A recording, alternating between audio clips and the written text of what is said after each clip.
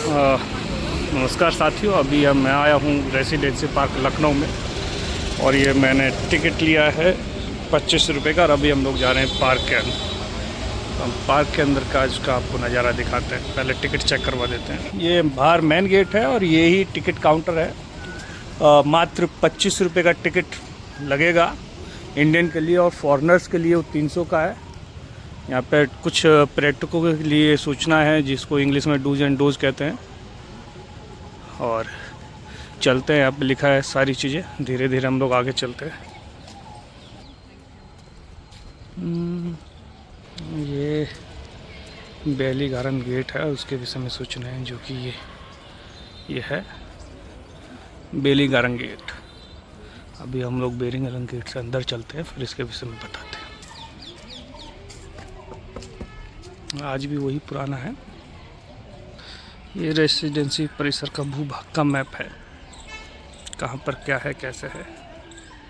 ये यहाँ पर इतिहास लिखा हुआ है कि रेसिडेंसी का इतिहास है कि इसको 1774 में नवाब शुजाउद्दौला द्वारा बनाया गया और बाद में इसको फिर ब्रिटिश हुकूमत ने कब्जा कर लिया और इसको रेसिडेंसी के रूप में परिवर्तित कर दिया।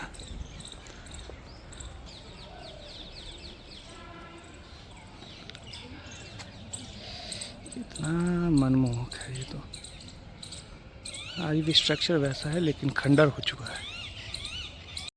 ये दरवाजे से थोड़ा अंदर आने के बाद ये भोजशाला है और ये कितना सुंदर पेड़ है। इस पे देखिए कितना सुंदर फूल आया हुआ है अभी। ये देखिए थोड़ा धूप है, जूम करता हूँ इसको।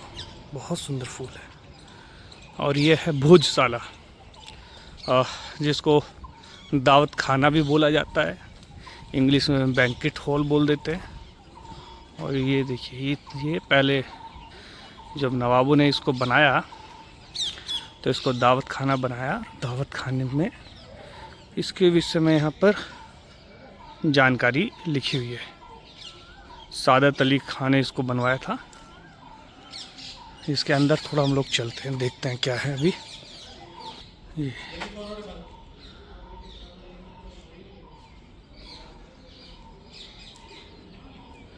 इसके अंदर जब आते हैं, अभी क्या है, अभी तो एक खंडर हो चुका है और अब तो इसमें कुछ नहीं है। इस तरह का अंदर से दिखता है।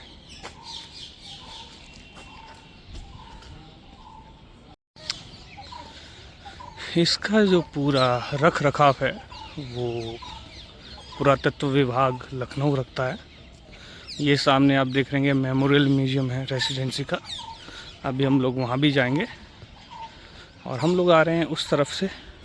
जो पीछे दावत खाना था वो मेन गेट था, वहाँ से आ गया है दावत खाना, फिर एक और फेयर का हाउस। सुंदर जगह है। और ये देखिए सामने ये हम लोग आ गए हैं रसोई घर के पास। ये रसोई घर है, इधर किचन हाउस। पहले ये किचन हाउस था, यहाँ खाना बनता था और वहाँ खाया जाता था। उधर देखेंगे संग्रहालय के सामने ये पार्क है और आप देखेंगे दोनों तरफ दो तोप रखी हुई हैं। तो अभी हम लोग चलेंगे संग्रहालय के अंदर, यहाँ के इतिहास को थोड़ा खोजने की कोशिश करेंगे, समझने की कोशिश करेंगे। चलिए हम आपको लेके चलते हैं संग्रहालय के अंदर।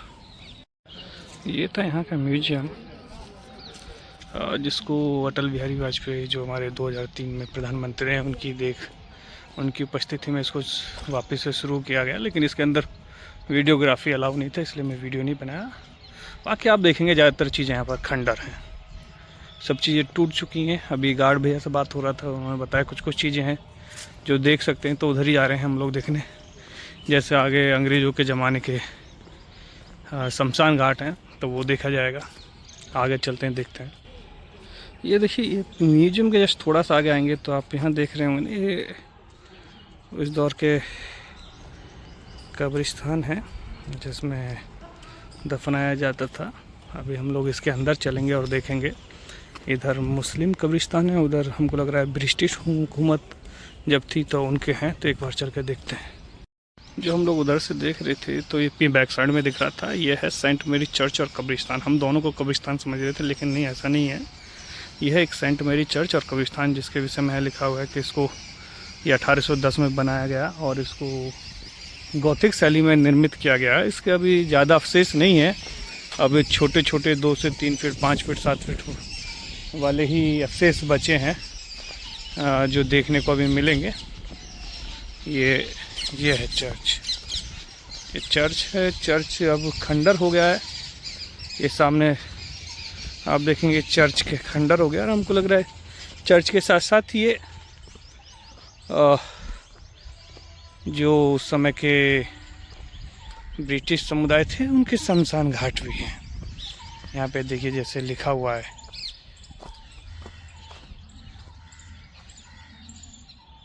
और ये और भी हैं, ये जिनकी कब्र हैं, कब्र के ऊपर उनके विषय में लिखा गया है।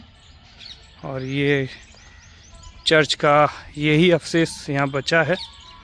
और चर्च के ही प्रांगण में देखिए, मतलब चर्च की बिल्डिंग के आसपास ही ये उनका ब्रिटिश हुकूमत का ये पूरा शमशान, मतलब कब्रिस्तान था।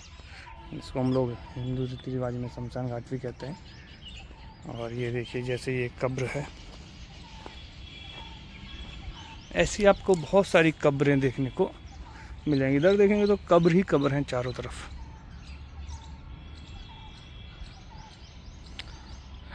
अभी चलिए थोड़ा उधर चलते हैं, उधर भी कुछ दिख रहा था ऊपर की तरफ, वहाँ देखते हैं वहाँ क्या है। वहाँ एक बार चलते हैं, उधर देखते हैं चलकर क्या है। अभी साथियों मैं यहाँ से गुजर रहा था, मैं देखा यहाँ पे देखिए एक कब्र है जिसके ऊपर लिखा हुआ है एल्ड्यूरे पैट्रिक क्रांट 71। इनकी जो मृत्यु हुई किल्ड ऑन ड्यूटी एट म्यूरियन इन मिटिनी 1857, 1857 की क्रांति में इनका मृत्यु हुआ।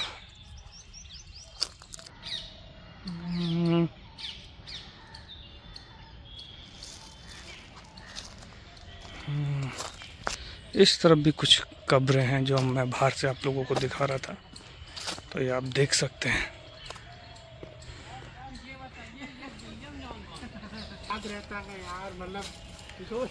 ये भी सब ब्रिटिश हुकूमत के जो 1857 की क्रांति में लोग मारे गए थे उनकी कब्र है। अभी हम लोग चल रहे हैं बेगम कोठी के अंदर। तो यहाँ पर क्या है कि आपका अलग अलग चैम्बर हैं, अलग अलग इन्होंने मतलब विभाग में अलग अलग भाग बांटा हुआ है। जैसे ये पूरा बेगम कोठी है, बेगम कोठी का पूरा इसमें लिखा हुआ है जो आसिफउद्दौला ने कराया था इसका निर्माण, और बाकी सारी चीज़ें इसमें लिखी गई हैं। और ये देखिए ये ज़्यादातर जो रेसिडेंसी का एरिया है 80% खंडर हो चुका है। देखिए आप सामने देख रहे होंगे, ये भी सब खंडर हो चुका है। इधर ये बेगम का जो महल था, जो कोठी कहा जाता है, ये भी पूरा खंडर हो चुका है। उधर ये पूरा जंगल है। और ये एक हमको लग रहा है ये कुआं है, कुआं है या कुआं नहीं है, ये फुवारा है। हमको लग रहा है उस समय में इसको बनाया गया होगा अच्छे से फुवारे के लिए से। और ये इस तरफ भी है, ये देखते हैं ये क्या है।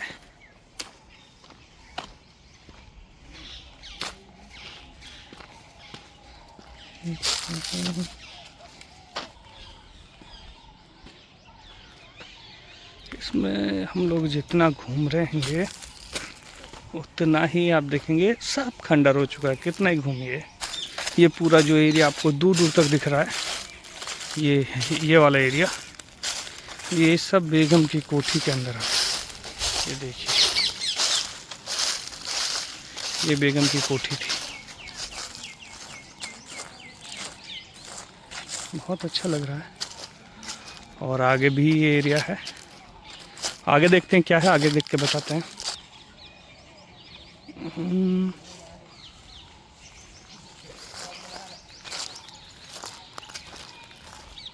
इस बोर्ड पे अगर आप देखेंगे, इस बोर्ड पे लिखा हुआ है कि जो रेसिडेंसी में जो कई भव्य इमारतें खंडर खड़ी हैं, ये किसी एक व्यक्ति ने नहीं बनाया, इसको बहुत सारे लोगों ने मिलकर बनाया, जिसमें निर्माताओं में नवाब थे, क्लॉड मार्टिन थे, ईस्ट इंडिया कंपनी के अधिकारी थे, और दूसरे यूरोपीय और भारतीय भी लोग थे। आप ये देखिएगा तो ये धीरे धीरे दूर दूर तक आपको ये सब खंडर ही खंडर नज़र आ रहा है, और ये खंडर ही बचा है अभी। और जो मेन जगह थी उस जगह को इन लोगों ने संग्रहालय के रूप में तब्दील कर दिया है। जो वहाँ भी हम लोग गए थे, वहाँ वीडियो लेना अलाउ नहीं था अंदर में, तो उसको संग्रहालय के रूप में कन्वर्ट कर दिया है। जो मेन जगह थी रहने की